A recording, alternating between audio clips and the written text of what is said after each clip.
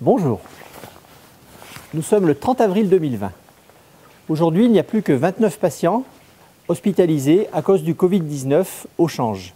9 sont en réanimation. Cela représente quand même près d'une trentaine de personnes, mais ce chiffre est très faible compte tenu de ce que nous avons connu au sommet de la vague épidémique.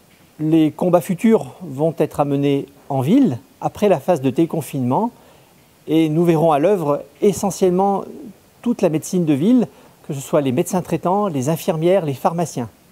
Nous resterons bien sûr là en appui, prêts à les aider. Cette quotidienne est la dernière, compte tenu de la bonne évolution de l'épidémie actuelle.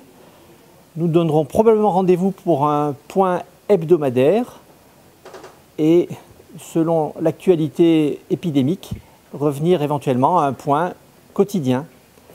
Merci et bon week-end.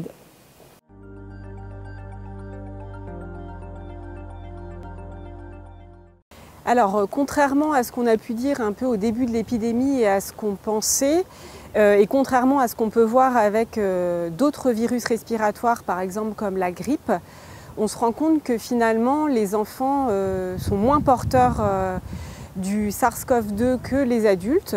On retrouve environ 3 à 5 fois moins de prélèvements positifs chez les enfants. Environ 10% des prélèvements chez les enfants sont positifs. Et on se rend compte qu'ils sont finalement peu contagieux et que finalement probablement c'est les adultes qui sont contaminés entre eux.